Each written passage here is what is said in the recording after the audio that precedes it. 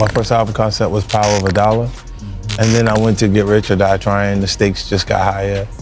There's people who were entertained by an unexpected or what could happen. And it raised, like right now when you see artists like NBA YoungBoy, the excitement around his touring career, the kids are attracted to that. I talked to the young boys, I'm like, yo, so what's up with them? He's, oh, no, homie, those are ours, right? And I'm like, so what happened? He's like, nah. What it means is he don't even, he don't know. You don't know why they beefing. No, he don't even know, but he know those is not cool. That's his information that he received. That's the way he feel about it. And it's real to him because they gonna act off it. When you see like NBA YoungBoy and Lil Durk, and they got extreme going on. But when it happens, NBA YoungBoy will be away. So Durk has an extreme advantage because he's actually out and meeting people. You still gotta be conscious of street because street, you can just be oblivious to it in the streets. I'll catch up with you and eat you like breakfast, man. Like, it is what it is. Nah, that's like when you reach out to Drake, and he go, nah, I fuck Durk. You know, everybody young boy wanted to do something to that nigga. You said what? He said, I wish that nigga would have said something in my face. NBA YoungBoy has officially surpassed 15 billion streams and holds the record as the youngest artist to ever land 100 entries on the Billboard Hot 100. His first headlining tour was a massive success, selling out all 42 shows and generating $70 million in revenue. On top of that, Complex even named him the best rapper alive for 2025. Despite these incredible achievements, there is a clear divide in the industry. Almost no one is willing to collaborate with him, pick a fight with him, or even be in the same room as him. This isn't a coincidence. It's a calculated move driven by industry-wide loyalty, fear, street politics, and one of the most intense feuds in the history of modern rap. The actual reasons why the industry keeps its distance go much deeper than people think. The first major reason is the Durk factor. 21 Savage addressed this directly on DJ Academics' Off the Record podcast. When asked why the industry doesn't seem to support YoungBoy, Savage's response was straightforward. Artists don't work with NBA YoungBoy because they are already aligned with Lil Durk. He explained that in hip-hop, loyalty isn't just a choice, it's a street code. If you are genuinely close with someone, you simply do not associate with their enemy. He pointed out that while you aren't strictly forced to pick a side, you have to be a very specific kind of artist to try and play the middle ground. The reality is that most rappers aren't willing to gamble their relationship with Durk and his entire circle just to get a feature from YoungBoy. He went even deeper, explaining that if you truly consider someone a brother, you have to stand by that bond. You can't be hanging out and acting close with someone one day, then turn around and collaborate with the person linked to their best friend's passing. That just isn't how the streets work. And at its core, hip-hop still follows those street rules. Savage even admitted that this logic applies to his own career. He mentioned in that same interview that he wouldn't have worked with Kanye West on Donda out of loyalty to Drake. That shows just how deep these allegiances go. Artists are willing to turn down major career-defining opportunities simply because the street code demands it. Because everybody, you know why the fuck that shit like that. What you mean, like? You know, it's damn near size. Oh, okay. You got him and Quando, and a lot of niggas fuck with Durk. So a lot of niggas ain't gonna fuck with YoungBoy shit because they fuck with Durk. But does it gotta be like it's not gangs and shit like that. It's a music business, like, you know what I mean? You might fuck with both of them, but nigga, you might want to have a song with both of them at one point. I feel like you gotta pick sides. You gotta be a certain. You don't really gotta pick sides, but it's like some niggas, I don't know. You gotta be a certain type of artist to be able to just be in the middle. I feel like. Yeah. I feel like can't no nigga who say they no street nigga be in the middle. A lot of these relationships is homegrown. A lot of niggas if you really fuck with a nigga. Now if you just musically fuck with a nigga, y'all just do songs here and there, cool. So but if you kicking it like a nigga your brother, like I rock with this nigga. So in a situation stand on that, I feel like. So in a situation like not even with them, let's just say two other artists, right? So you would have to pick a side, like say you was an artist? Hell yeah. I feel like niggas better pick it if it was us. Yo, somebody told me that shit though. If it's me, don't be in my face like with all that shit, like, and then be fucking with a nigga who you know killed my boy. Like I ain't keep your bitch ass over there. We ain't doing that. I ain't doing that. What I'm saying is like, if you Post Malone can do a song with whoever the fuck he want to do a song with. Hold on. Me personally, like, I'm gonna keep it a brick. Me personally,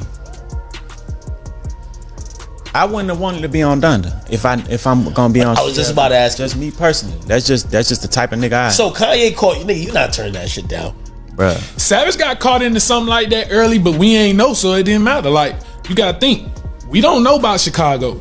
We just like FBG Duck shit. Like, that shit was hard. I ain't know nothing about. Niggas didn't know about that shit. None of that shit. And I heard about it, like, but when I found out, I already told Duck I was gonna do the song. So it's like, I gotta do the song. But I ain't never asked them niggas about what happened, why they was beefing, none of that shit. Sometimes it be like that. I did the song, then I found out after, like, once I did the song, I'm like, damn, I ain't even know this was going on type shit. But it was still like, shit, it is what it is. If you got a problem with him and I with both of y'all, but I with him a little harder, I'm naturally gonna be like, man, man. Just naturally me. So before I be fake and be in the middle, I'd rather squash it. Like, bro, just squash it with him so I don't gotta say fuck him too type shit. I got to say fuck him. There's no way I can be cool with both of y'all like and just play the middle. I'm not no middle. So how does it work with Dirk and YoungBoy? He said, man. How does it work? These Some dudes shit right here, deep. you got Birdman. I mess Some with shit these dudes, you right? just, all right, I'm gonna step back. This might be something that I can't squash.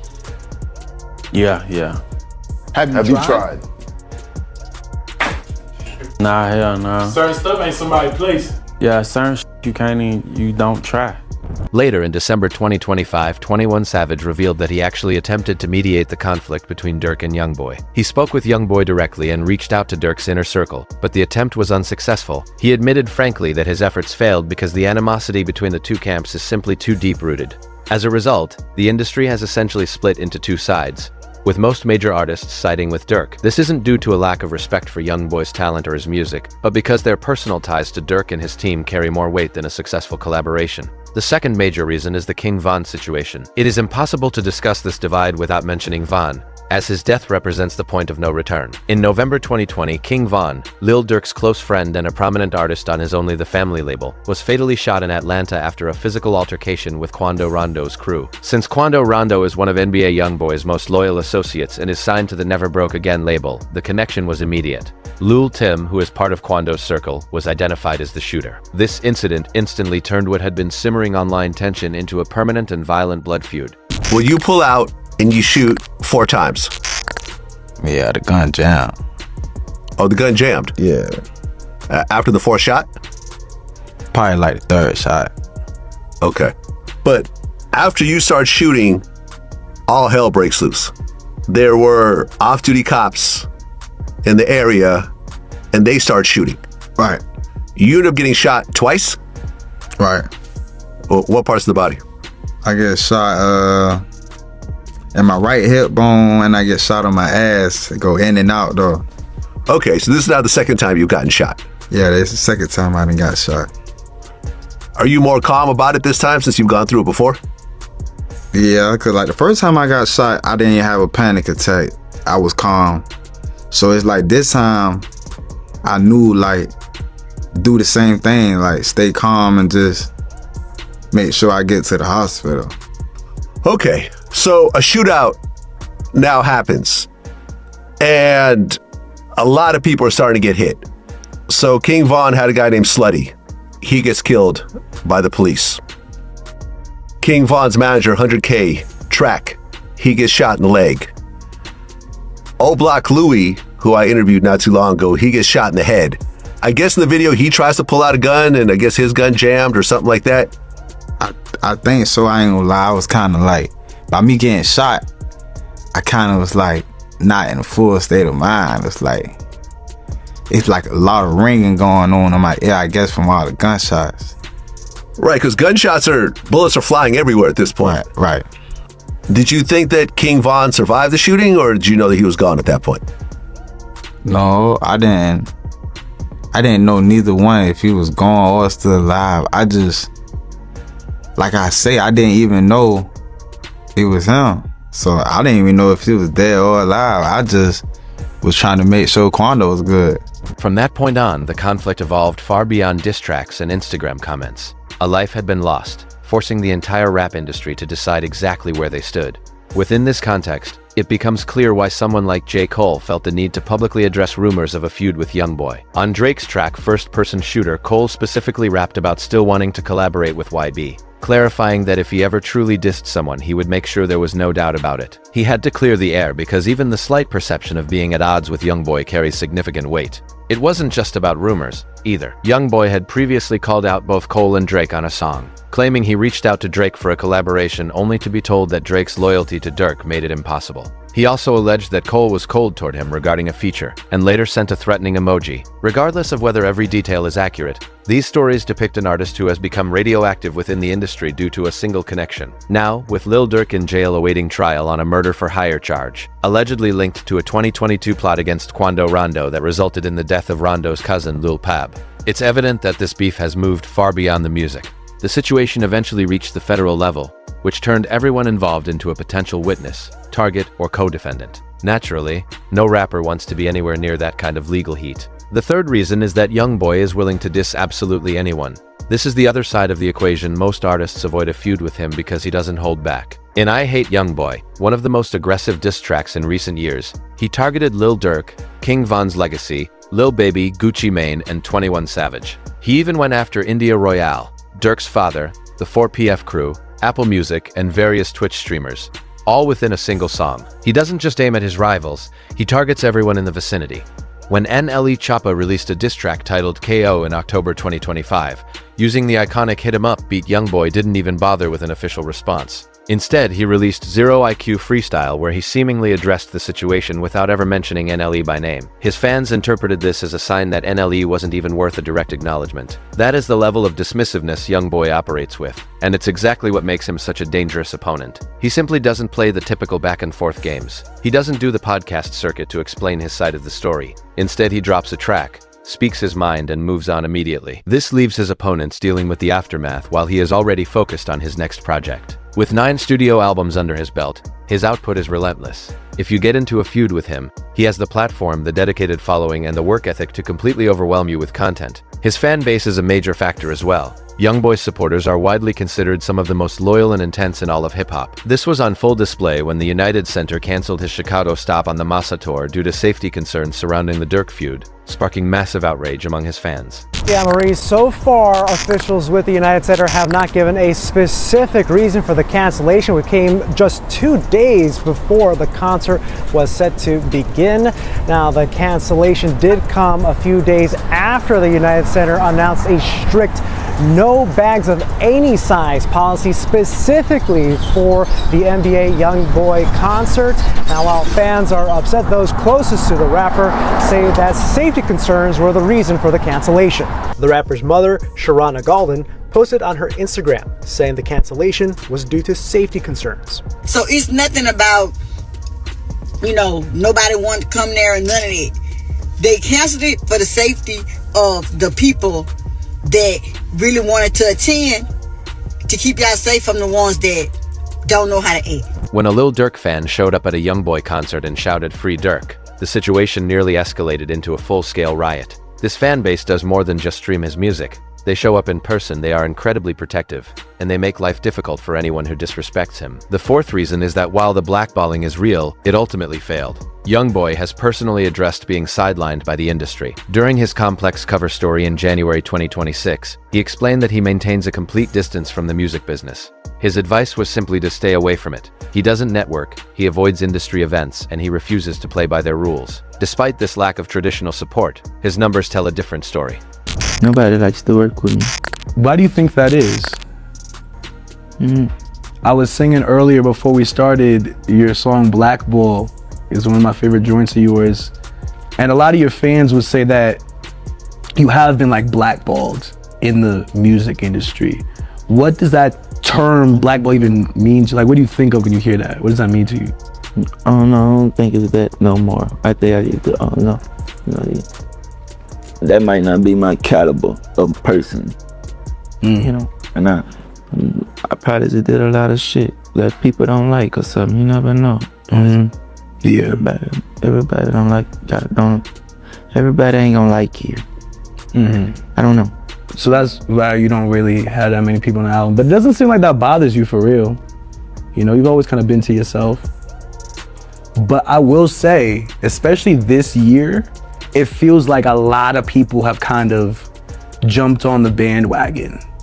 Have you seen that with the tour, with Shot Callin', with the successful album? It feels like a lot of people who may not even liked you before have come around. What do you think of that? Not too much. Just stay away from it. What's it? That type of stuff. Those type of people. Just the music industry. That's what you call it. People that need rapper time, I guess, or whatever. I don't know. Yeah.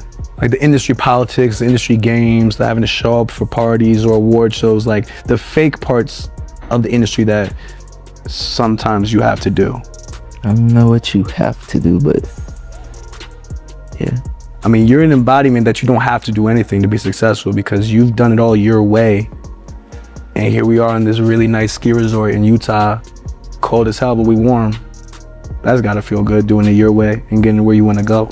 His Mazza tour made history as the highest-grossing debut headlining tour by a rapper in the United States, selling 552,000 tickets and bringing in $70 million.